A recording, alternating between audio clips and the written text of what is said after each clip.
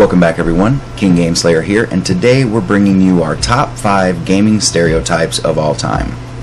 This video was made in part by number 5. Girls aren't good at games.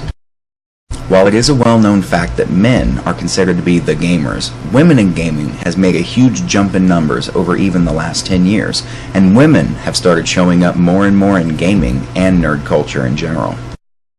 Just one example of this is Morgan Webb. She's a well-known female video game personality who has worked for G4, as well as many other well-respected gaming publications, doing reviews and commentary for AAA titles to a universally positive response.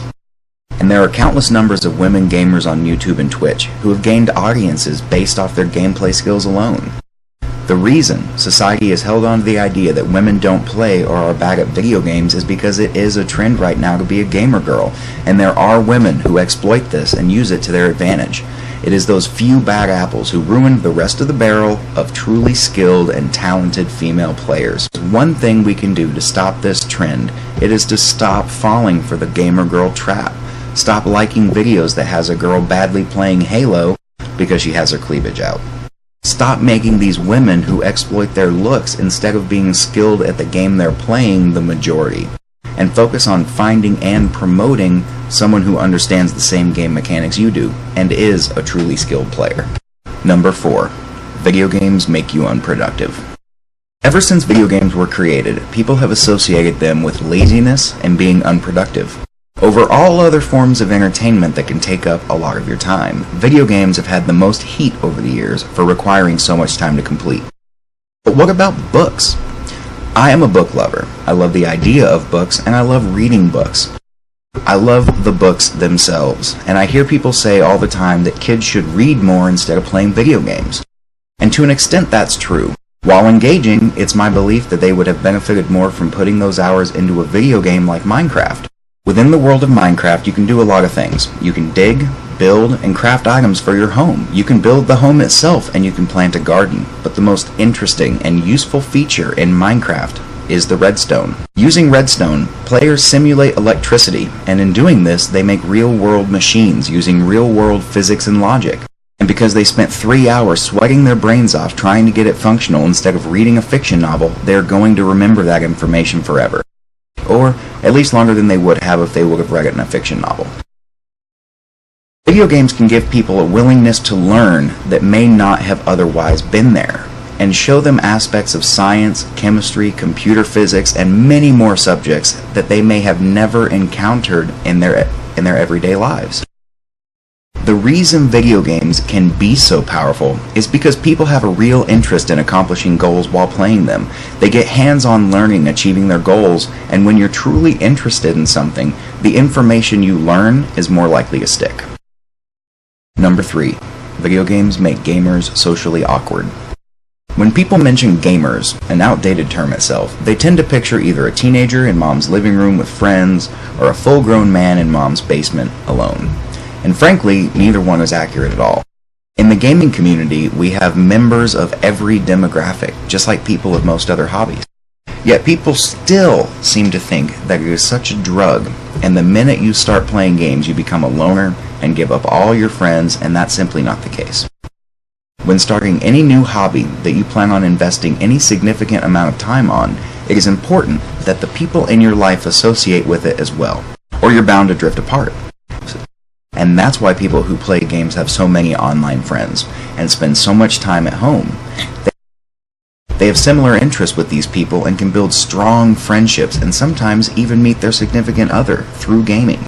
Gaming isn't like a drug, where you will do it once and you're addicted, and your main focus in life becomes games. When you start playing games, it's just like starting any other hobby. It consumes only as much time as you're willing to give it, and your friends may or may not find your new hobby interesting. Number 2. Gamers have no job or family. Much like number 3 on the list, the idea that people who play games are unemployed and have no family couldn't be further from the truth. While video games do require a significant amount of time to complete, that doesn't mean it has to be done all at once, and everyone I know and play games with has a full-time job, bills, and responsibility. This does not handicap them at all from being able to enjoy games with their friends.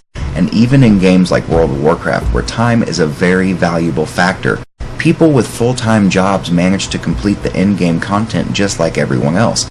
I think this stereotype comes from people who don't have the willpower to stop playing.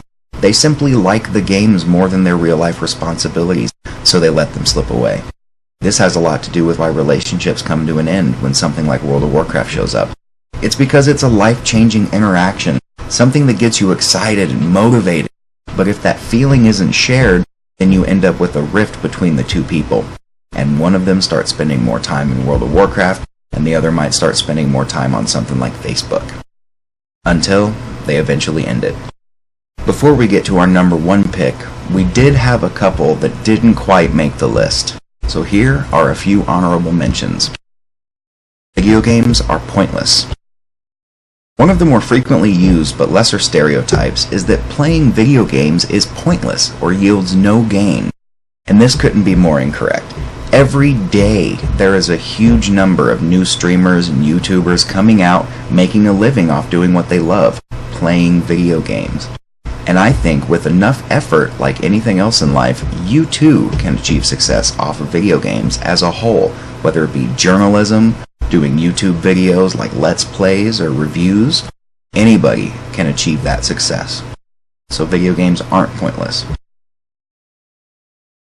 Number 1. Video games lead to violence. One of the biggest stereotypes plaguing the video game community is that playing violent video games will make you violent and do the things you see in the games. And partially, this is true, but it is true with all other forms of entertainment as well, and this is because the only people who react to video games in such a way are the very same people who react to the Slender Man stories and end up killing people.